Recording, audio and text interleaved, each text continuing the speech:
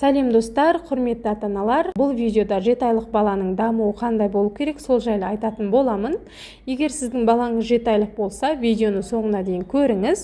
Өйткені осы видео арқылы сіздің балаңыздың дамуы қалыпты ма, немесе қалыпты дамудан артта келе жатыр ма, сіз соны анықтап алуыңызға болады.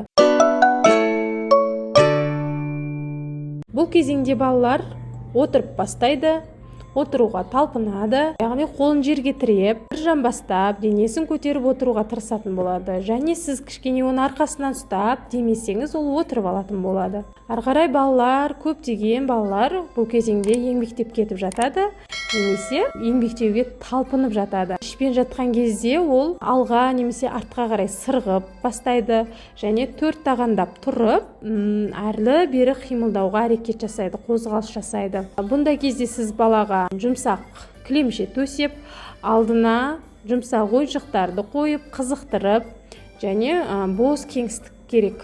Бала құлаған жағдайда қатты заттардың қасында болмауы керек. Бала сол ойыншықтарға қызығып, алға қарай ұмтылып, алғашқы еңбектеу қадамдары басып жатады. Және екі қолмен жақсы жұмыс жасап бастайды. Ол жердегі затты алады, бір қолмен екінші қолына ұстай алатын болады.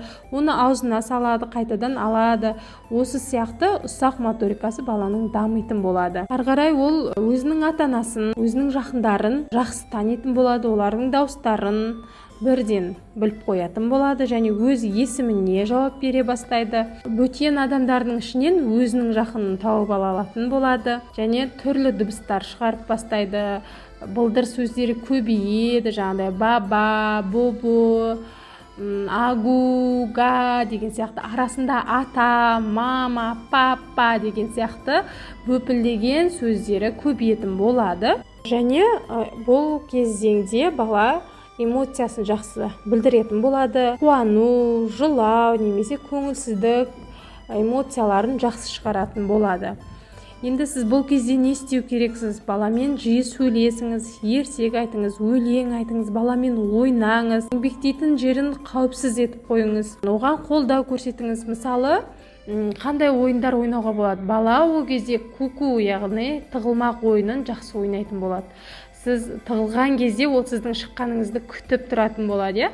Куку деген кезде ол прям күліп, эмоциясын жақсы шығаратын болады. Қайтадан сіз тығылған кезде ол сізді күтіп тұрады, шыққаныңызды күтіп тұрады. Бұл яғни баланың сізбен қарым-қатынасы болып табылады. Сол қарым-қатынасты нығайту үшін сіз көбірек ойнауыңыз керек, көбірек онымен сөйлесуіңіз керек болады. Екінші ойын айна ойыны.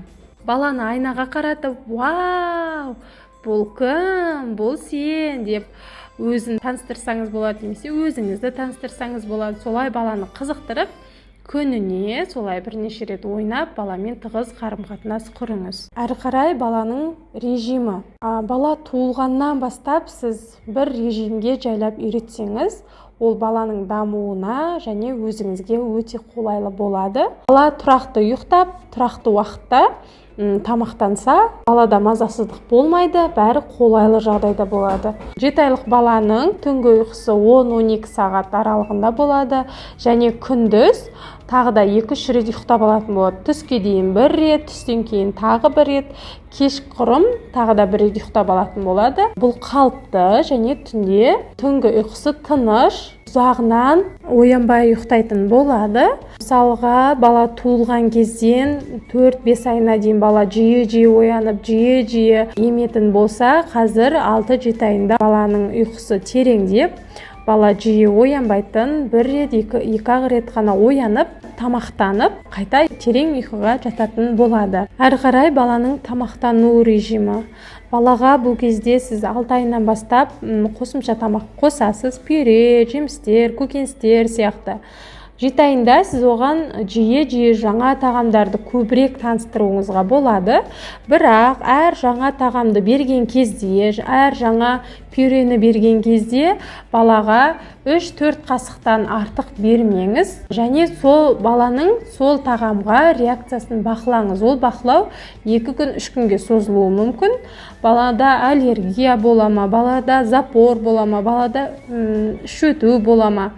соны бақылап, егер балада ешқандай реакция болмаса, бала сүйсініп жеп жатса, ары қарай жалғастырып, көбейтіп, қасықты көбейтіп, мөлшерін көбейтіп бере берсеңіз болады. Бірақ міндетті түрде әр жаңа тағамды берген кезде баланың реакциясын бақылаңыз. Және түнгі ұйқыда бала тоймай, смес, қосымша немесе көп емізсеңіз, оған тоймаса, қосымша смес беретін болсаңыз, оны міндетті түрде дәрігеріңізбен кеңесіп, түнгі ұйқыдағы балаға қанша мөлшерде смес қалай беру керектігін кеңесіп алғаныңыз жөн.